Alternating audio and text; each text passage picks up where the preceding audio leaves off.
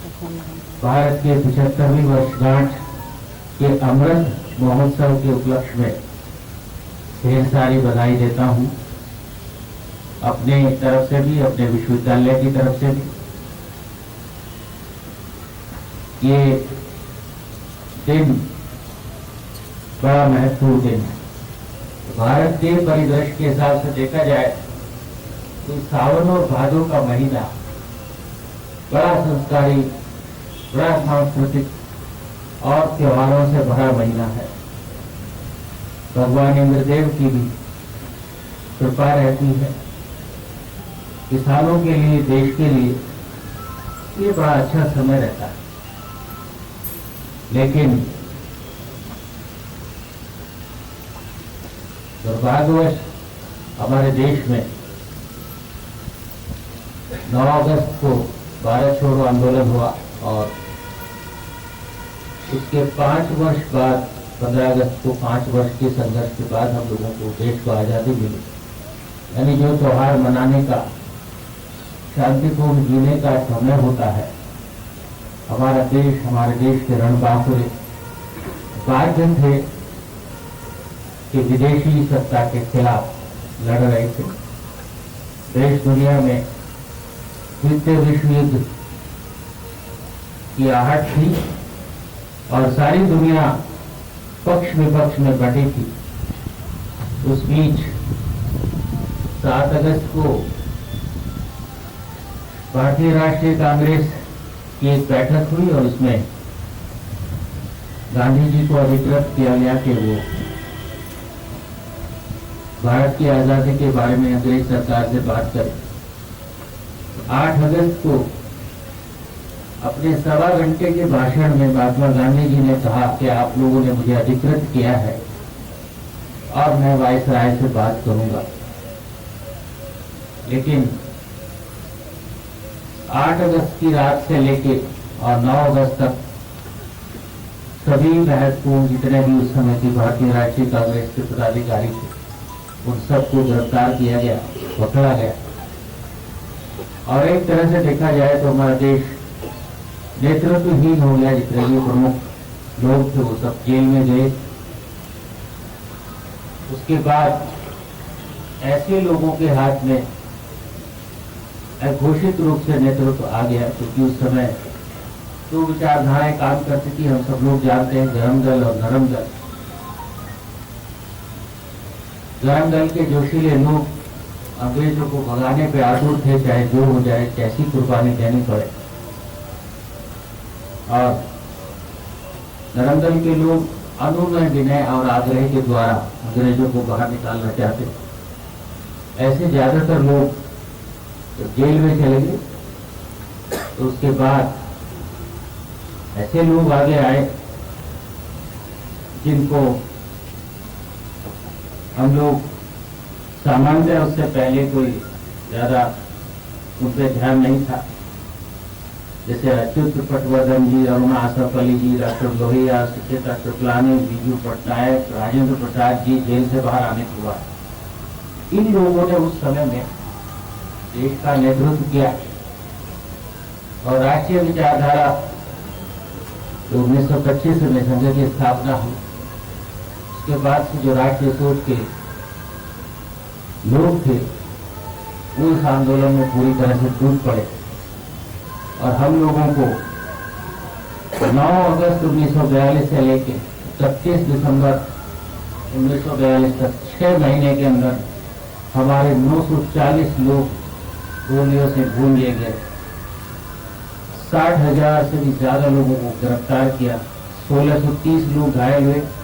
538 स्थानों पर फायरिंग हुई। एक तरह से देखा जाए ये वो अगस्त क्रांति का समय था जब पहली बार अंग्रेजों को लगा कि इस देश को नियंत्रण में रखना बहुत मुश्किल है। और उसके बाद 5 वर्ष बाद भी अंग्रेजों को इस देश से जाना पड़ा।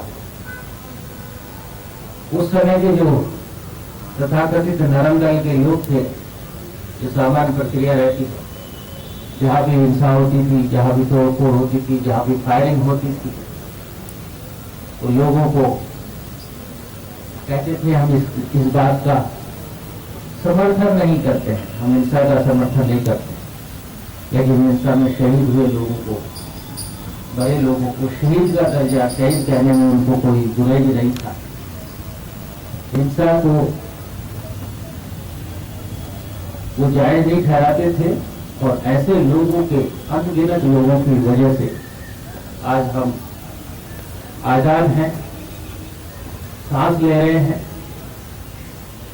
और हमारा तिरंगा जो ऊपर फहरा रहा है, हमेशा से इसके फहराने में अड़चन आ रही है, लेकिन आखिरकार इसका फहराया जाना सुनिश्चित है और वो फहराया ही जाता है। ऐसा अमृत महोत्सव हम लोग मना रहे हैं और ये महात्मा ज्योतिबा फुले रोहिलखंड विश्वविद्यालय जो भी संघर्षों के द्वारा बनाया हुआ विश्वविद्यालय है, ये भी अपना योगदान देश और समाज के लिए दे रहा है।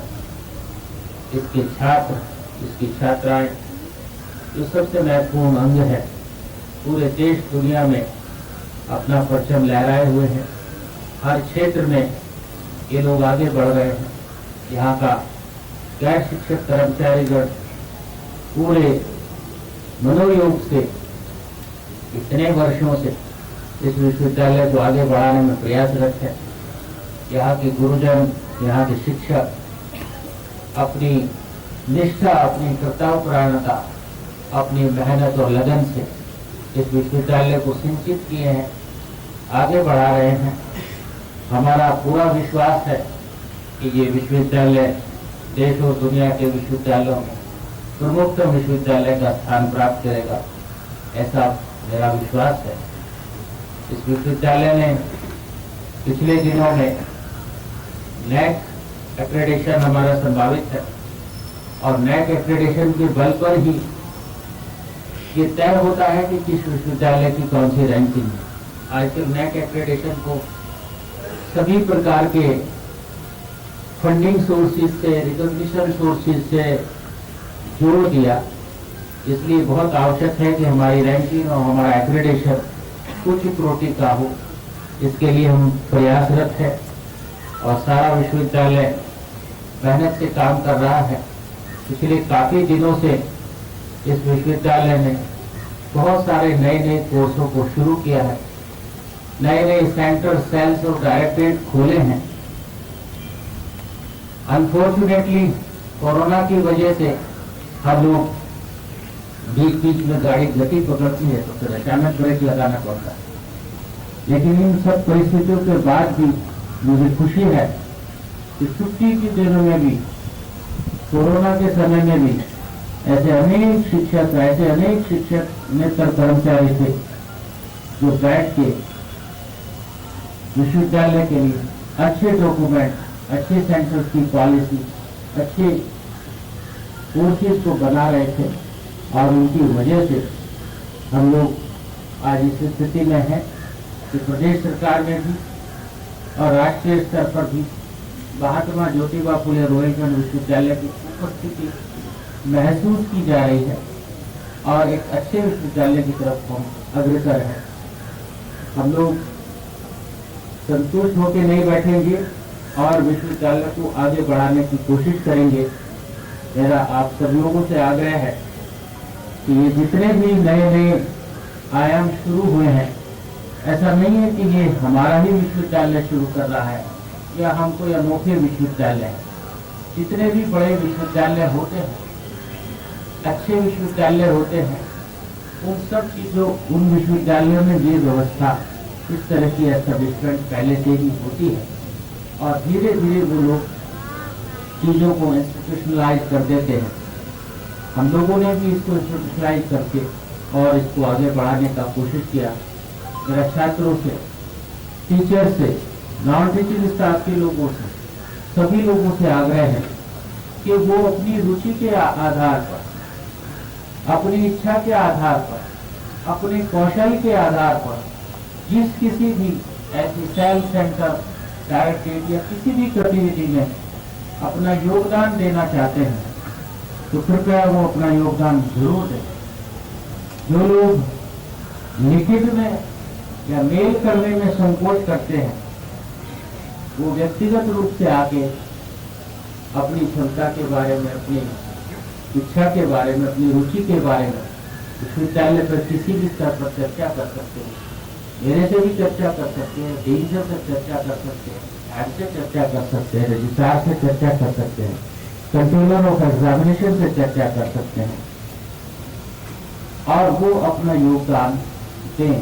जरूर इन चीजों से जुड़े, क्योंकि बड़े इंस्टीट्यूशन तभी बनते हैं जब आपकी उपस्थिति ग्लोबली और नेशनली अच्छी हो। हम लोग एक एफिलिएटिंग नेचर की यूनिवर्सिटी है, लेकिन नेशनल एजुकेशन पॉलिसी के तहत हर एफिलिएटिंग नेचर की रूटीन यूनिवर्सिटी को हमें कोशिश करनी चाहिए कि हमें उसे एक रिसर्च ऑर्गेनाइजेशन की तरफ, इनोवेशन ऑर्गेनाइजेशन की तरफ, संस्थान की तरफ, विश्वविद्यालय की तरफ बढ़ाना चाहिए। और हमें कोई संदेह नहीं है कि इतनी अच्छी टीम, इतने अच्छे लोग और इतने अच्छे छात्र, स्टूडेंट और इतनी बड़ी संख्या में आपके पास हैं कि आप बड़े से बड़े संस्थान को, बड़े से बड़े इंस्टीट्यूशन को टक्कर दे सकते हैं, ऐसा हमारा विश्वास है। पिछले दिनों विश्वविद्यालय की तरफ से शासन स्तर पर, वहां राज्यपाल के स्तर पर, भारत सरकार के स्तर पर जहां जहां की आवश्यकता हुई है, इस विश्वविद्यालय ने अपनी उपस्थिति दर्ज कराई है और एप्रिसिएशन पाया। और हमारे विश्वविद्यालय की बहुत सारी पहल प्रदेश सरकार और महामहिम राज्यपाल का सचिवालय दूसरे विश्वविद्यालयों को भी दृष्टांत बनाकर दे रहा है कि महात्मा ज्योतिबा फुले रोहिलखंड विश्वविद्यालय की ऐसी ऐसी पहल है, सभी विश्वविद्यालय ऐसी पहल को करें। आप निश्चित रूप से एक अच्छे विश्वविद्यालय के होनहार शिक्षक हैं, होनहार कर्मचारी हैं, होनहार छात्र हैं। हम लोग कोशिश कर रहे हैं कि विश्वविद्यालय की तरक्की का रास्ता छात्र की या शिक्षक, कर्मचारी की और शिक्षक की पर्सनल तरक्की के रास्ते से जुड़ा हुआ होगा। उसको सेटिस्फैक्शन होता है और लगातार सतत अगर उसको प्रोत्साहन, प्रमोशन और उसके जो ड्यूज हैं, उसके जो क्लेम्स हैं, अगर समय पे मिलते हैं तो उसका उत्साह बना रहता है, उसका जोश बना रहता है। इसलिए मेरा आप सब लोगों से निवेदन है, जो जहाँ जिस पटल पर बैठता है, जो जिस चीज का जिम्मेदार है, कृपया आप ऐसे सभी लोगों के प्रकरणों को बढ़ाएं और एक योजना बनाएं।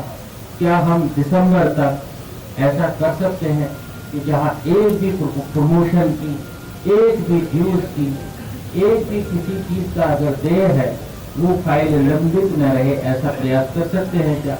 हम सब लोगों को ऐसा प्रयास करना चाहिए।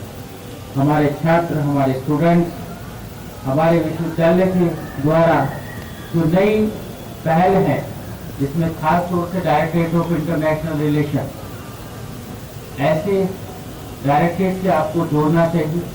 जिन लोगों के पास पासपोर्ट नहीं है, वो पासपोर्ट बनाना चाहिए। हमारे डायरेक्टरेट ऑफ इंटरनेशनल रिलेशन ने पासपोर्ट ऑफिसर से भी संपर्क किया है। पासपोर्ट बनने में जो समस्याएं हैं उनको एड्रेस करते हैं और हमारे छात्रों को जरूर किसी न किसी इंटर्नशिप में, किसी प्रोग्राम में या हायर स्टडीज के लिए अब्रॉड में जाना चाहिए। हमारे शिक्षकों के लिए हम लोगों ने टीचर्स वेलफेयर फंड की गाइडलाइंस में साफ साफ व्यवस्था की है कि किसी भी अच्छी कॉन्फ्रेंस के लिए, वर्कशॉप के लिए, सेमिनार के लिए टीचर को 25,000 रुपये विश्वविद्यालय के टीचर्स वेलफेयर फंड से मिलेगा। और ऐसे बहुत सारे यूरोपीय देश हैं, आप सब लोग जानते ही होंगे कि जहाँ 25-30,000, 35,000 से ज़्यादा रिटर्न फेयर नहीं है। आने जाने का किराया इतना ही, थोड़ा बहुत पैसा और किसी एजेंसी से और किसी मद से अपने प्रोजेक्ट के जो आपका इंस्टीट्यूशनल हेड होता है, ओवरहेड होता है, उससे लेके, और आप लोग भी किसी अच्छे संस्थान में थोड़े दिन के लिए कॉन्फ्रेंस, वर्कशॉप के लिए, अपग्रेडेशन के लिए जाना चाहिए। टीचर्स रीस्किलिंग की बात नेशनल एजुकेशन पॉलिसी में हुई है और सबसे बड़ी रीस्किलिंग होती है किसी बड़े संस्थान में जाकर थोड़े दिन के लिए काम करना, चीज़ों को सीखना, व्यवस्था को सीखना, किसी नए इंस्ट्रूमेंट को चलाना, किसी नई कॉन्सेप्ट को, किसी नई थ्योरी पर काम करना सीखना, अनुभव लेना। इसलिए रीस्किलिंग के इस प्रयास में भी आप सब लोग PhD स्टूडेंट्स को जो भी टेस्ट पास करके एडमिशन पाएगा उसको कैंपस में 12,000 रुपये स्कॉलरशिप देंगे और उन बच्चों से हम टीचिंग का काम भी लेंगे। UG के प्रैक्टिकल अगर आवश्यकता पड़ती है तो कोई थ्योरी की क्लासेस की उनकी योग्यता के हिसाब से हम लोग ले सकते हैं। तो ऐसे अपने स्टूडेंट्स का यूज करें। हमारी section 8 company Rohilkhand incubation foundation existence में है। ऐसे बच्चे जो अपनी कंपनी बनाना चाहते हैं और अपनी कंपनी को स्टार्टअप में रजिस्टर्ड कराना चाहते हैं, कोई कॉन्सेप्ट पे किसी विचार पे काम करना चाहते हैं, उनको जरूर रोहेलखंड इंक्यूबेशन फाउंडेशन की मदद लेनी चाहिए। और मैं सब लोगों से एक आग्रह जरूर करूंगा कि हमारी एक registered body Rohilkhand university alumni association रुआ एस्टेब्लिश है, ये पंजीकृत बॉडी है। आप सब लोग इस पर रजिस्ट्रेशन कराएं और इससे जुड़े। आपके छात्रों से विशेष रूप से और ऐसे लोग जिनको जानकारी कम है, मेरा ये भी निवेदन है कि हमारे विश्वविद्यालय की जो सोशल मीडिया का अकाउंट है, तो सोशल मीडिया के अकाउंट पे आप लोगों की क्लिक जरूर होनी चाहिए। जब मैं आया तो मैंने देखा कि हमारे सोशल मीडिया के अकाउंट पे कुल 3,000 समथिंग क्लिक होते हैं। आज वो संख्या 2.25 लाख के आसपास पहुंच गई है। लेकिन मुझे विश्वास है कि हम 6 लाख स्टूडेंट हर साल प्रोड्यूस करते हैं और उसमें ही हमारे एलुमनाई हैं।